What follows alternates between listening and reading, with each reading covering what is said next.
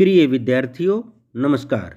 मैं रतन सिंह, राजनीति शास्त्र विभाग, वैश्य महाविद्यालय भिवानी, आपके साथ भारत में बजट पास करने की विधि पर चर्चा करने के लिए उपस्थित हूँ।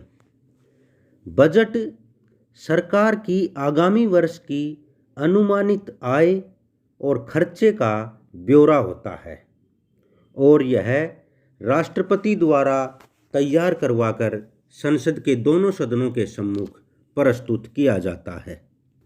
भारतीय संविधान के अनुच्छेद 112 के अनुसार राष्ट्रपति को बजट तैयार करवाने तथा उसको संसद के दोनों सदनों के सम्मुख प्रस्तुत करवाने का कार्य दिया गया है और यह कार्य भारत का राष्ट्रपति भारत के वित्त मंत्री से करवाता है। भारत में वित्तीय वर्ष 1 अप्रैल से शुरू होकर 31 मार्च तक चलता है और बजट का कार्य जुलाई अगस्त के महीने में ही आरंभ हो जाता है। जुलाई अगस्त के महीने में विभिन्न विभागों के पास वित्त विभाग की तरफ से छपे हुए फार्म पहुंच जाते हैं और इस छपे हुए फार्म में 3 खाने होते हैं। पहले खाने में पिछले वर्ष की वास्तविक आय का विवरण देना पड़ता है और दूसरे खाने में वर्तमान वित्तीय वर्ष की आय और व्यय का विवरण देना पड़ता है और तीसरे खाने में आगामी वर्ष की अनुमानित आय का विवरण देना पड़ता है। इस प्रकार इन फार्मों को भरकर प्रत्येक विभाग महालेखा अधिकारी के पास भेज देता है और इन भेजी गई सूचनाओं के आधार पर ही आगे आने वाले वर्ष के लिए नए कर लगाने और कर घटाने का निर्णय लिया जाता है। इस प्रकार स्पष्ट है कि बजट के 2 भाग होते हैं। एक भाग में केंद्र सरकार की समस्त साधनों से आय को शामिल किया जाता है और दूसरे भाग में केंद्र सरकार के समस्त खर्चे को शामिल किया जाता है। यहाँ पर स्पष्ट करने योग्य है कि केंद्र सरकार के खर्चे के भी 2 भाग हैं।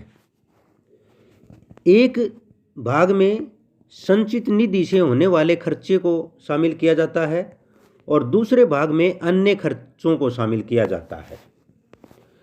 संचित निधि से होने वाले खर्चों पर संसद में मतदान नहीं किया जा सकता। लोकसभा इन खर्चों को बिना मतदान के ही पास कर देती है। संचित निधि में से किए जाने वाले खर्चों में राष्ट्रपति का वेतन और भत्ते तथा उसके पद संबंधी अन्य खर्चे, लोकसभा तथा राज्यसभा के प्रधानों के वेतन तथा भत्ते, भारत सरकार पर ऋण अथवा उसका ब्याज, सर्वोच्च न्यायालय तथा उच्च न्यायालय के न्यायाधीशों के वेतन तथा भत्ते, महालेखा निरीक्षक का वेतन और भत्ते, संघीय लोक सेवा आयोग के खर्चे तथा अन्य कोई विशेष खर्चे जिसको संसद कानून बनाकर खर्चे में सम्मिलित कर दे। तो ये सभी खर्चे भारत की संचित निधि में से होने वाले खर्चे माने जाते हैं और इन खर्चों के ऊपर संसद में किसी प्रकार का मतदान नहीं हो सकता, यानी कि इन खर्चों के ऊपर किसी प्रकार की रोक नहीं लगाई जा सकती।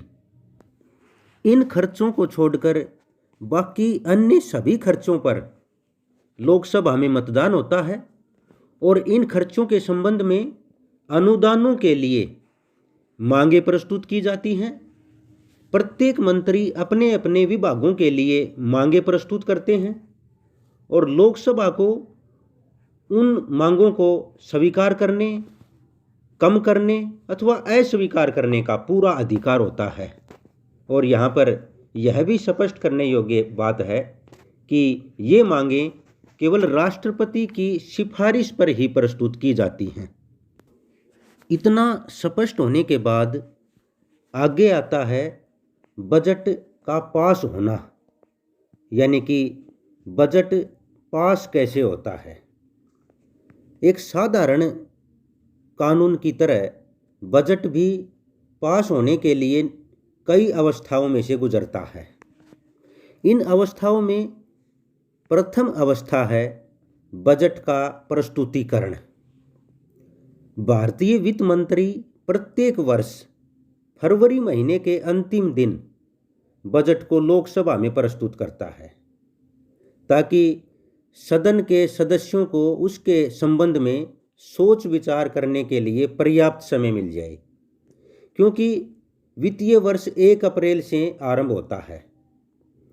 बजट का प्रस्तुत होना एक महत्वपूर्ण कार्य है और इस दिन इस पर किसी प्रकार का विवाद नहीं होता।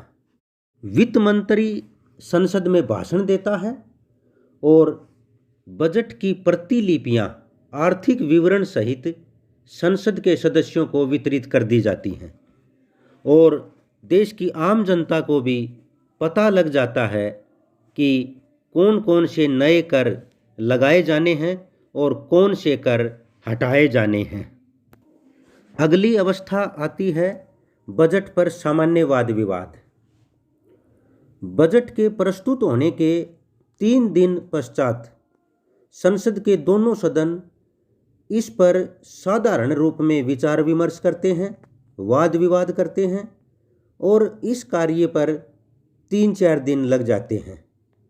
इस समय सरकार की आर्थिक नीति पर आलोचना भी की जाती है तथा राष्ट्रीय वित्त से संबंधित समस्याओं की पड़ताल भी की जाती है। बजट पास होने के लिए अगली अवस्था है मांगों पर मतदान। साधारण विचार विमर्श हो जाने के पश्चात लोकसभा अनुदान संबंधी भिन्न भिन्न मांगों पर सोच विचार करती है। लोकसभा को इन अनुदानों को स्वीकार करने, कम करने अथवा अस्वीकार करने का पूर्ण अधिकार है, लेकिन लोकसभा इनको बढ़ा नहीं सकती। यानी कि भिन्न भिन्न विभागों द्वारा या भिन्न भिन्न मंत्रालयों द्वारा खर्चे के लिए जो मांगें रखी जाती हैं, उन मांगों को लोकसभा कम कर सकती है, अस्वीकार भी कर सकती है या उनको यूं का यूं स्वीकार भी कर सकती है, लेकिन उन खर्चों की मांगों को बढ़ाया नहीं जा सकता।